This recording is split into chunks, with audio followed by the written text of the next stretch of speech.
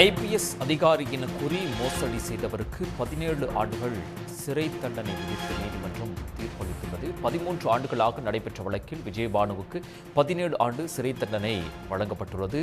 விஜயபானுவுக்கு 17 ஆண்டுகள் சிறை தண்டனையும் ரூபாய் 1 லட்சம் அபராதமும் விதித்து பூவிருந்தவள்ளி நீதிமன்றம் தீர்ப்பளித்துள்ளது. அறக்கட்டளை தலைவர் ஐபிஎஸ் அதிகாரி அரசியல்வாதி என பல வேடங்களில் மக்களை நம்ப வைத்து மோசடி செய்திருக்கிறார். இது பற்றிய மேலும் விவரங்களை வழங்குவதற்காக செய்தியாளர் பரத் இணைகிறார். பரத், விவரங்கள். கடந்த 2012ஆம் ஆண்டு புழல் சிறையில் திருட்டு வழக்கில் சென்ற இந்த விஜயபானு தான் இந்த மோசடியில் ஈடுபட்டிருக்கிறார்.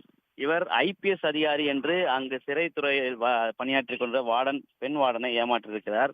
அப்போது அந்த பெண் வார்டனை நம்ப வைத்து அவரது வீட்டிற்கும் சென்றிருக்கிறார். ஜாமீனில் வெளியாகி தான் ஒரு ஐபிஎஸ் அதிகாரி என்றும் தங்களுக்கு பதவி உயர்வு வழங்குவதாகவும் கூறி ஆசை வார்த்தை கூறி 5 லட்சம் பணமும் 22 சவரம் நகையும் அவரிடமிருந்து மோசடி செய்திருக்கிறார். இந்த வழக்கில் தான் தற்போது தீர்ப்பாகி இருக்கிறது.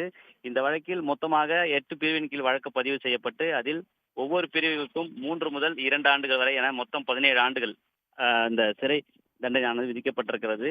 இந்த வழக்கானது கடந்த 13 ஆண்டுகளாக பூந்தமல்லி நீதிமன்றத்தில் நடைபெற்று வந்ததில் நேற்று விசாரணைக்கானது இந்த வழக்கு வந்தது. அப்போது இந்த வழக்கை அரசு வழக்கறிஞர் சரத்பாபு புத ஆதாரங்களுடன் வாதாடினார். இதில் இதனை விசாரணை செய்த நீதிபதி அமுதா நீதிபதி அரசர் அவர்கள் தற்போது இந்த உத்தரவை பிறப்பித்திருக்கிறார்.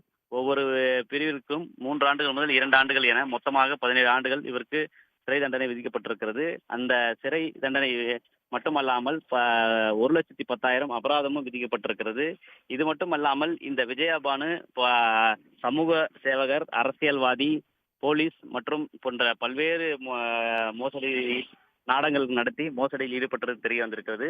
சேலம் கடந்த 2005 ஜனவரி மாதம் சேலம் மாவட்டத்தில் அறக்கட்டளை நடத்தி சுமார் 500 கோடி, அதாவது 20,000 பேரிடம் பல்வேறு கணக்குகளில் பணம் வசூலி செய்து 500 கோடி முதல் மோசடி செய்திருப்பதும் தற்போது தெரிய வந்திருக்கிறது. இந்த வழக்கில் தற்போது இந்த தீர்ப்பு பரபரப்பாக பார்க்கப்படுகிறது.